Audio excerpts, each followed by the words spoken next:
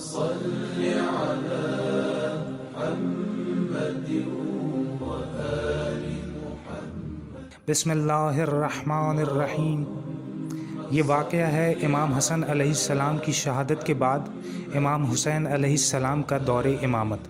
جب امام حسن علیہ السلام کو زہر دے کر شہید کر دیا گیا تو امامت کی ذمہ داری آپ علیہ السلام کے چھوٹے بھائی امام حسین علیہ السلام نے اٹھائی۔ اس وقت امیر شام معاویہ جو دشمن اہل بیت تھا، ظاہری طور پر مسلمانوں کا حاکم تھا۔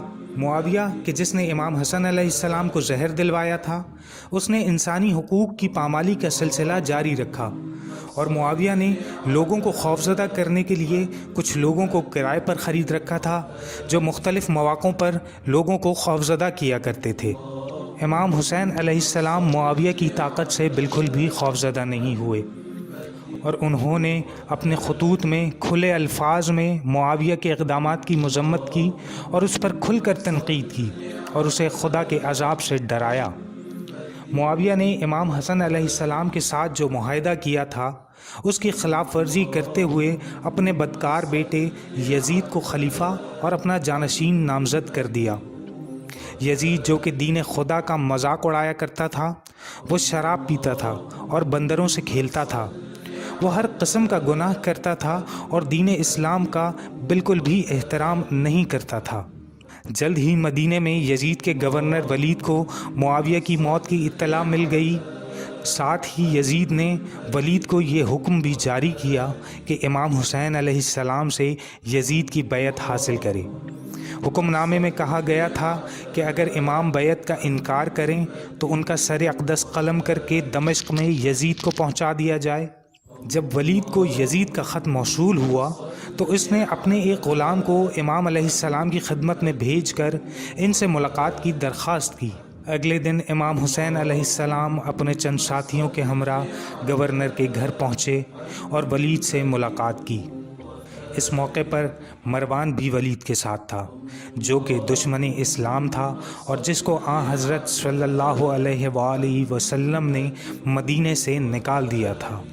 اس ملاقات کے دوران ولید نے امام حسین علیہ السلام کو یزید کا وہ خط پڑھ کر سنایا جس میں یزید نے امام حسین علیہ السلام سے بیعت کا مطالبہ کیا تھا۔ ولید کو یہ بات معلوم تھی کہ امام حسین علیہ السلام ہرگز یہ بات قبول نہیں کریں گے۔ مروان نے ولید سے کہا، حسین کو یہاں سے مت جانے دو، اگر لومڑی چار دیواری سے باہر نکل گئی تو پھر تم اسے دوبارہ کبھی نہیں پا سکو گے۔ ان کا سر یہیں قلم کر دو اور اس موقع کو ہاتھ سے مت گنواؤ، کیونکہ یہ ایسا موقع ہے کہ اگر یہ تمہارے ہاتھ سے نکل گیا تو پھر یہ دوبارہ تمہیں کبھی نہیں ملے گا۔ جب امام حسین علیہ السلام نے مروان کے یہ توہین آمیز جملے سنے تو آپ علیہ السلام نے فرمایا، اے دشمن خدا، کیا تم یا ولید میرے سر کو ہاتھ لگاؤ گے؟ امام علیہ السلام نے یزید کی بیعت کرنے سے صاف انکار کر دیا، کیونکہ آپ علیہ السلام جانتے تھے کہ ایسے اقدام سے اسلام اور مسلمان دونوں پامال ہو جائیں گے۔ انہوں نے یزید کے گورنر کو یہ مشہور جواب دیا کہ مجھ جیسا اس جیسے کی ہرگز بیعت نہیں کر سکتا۔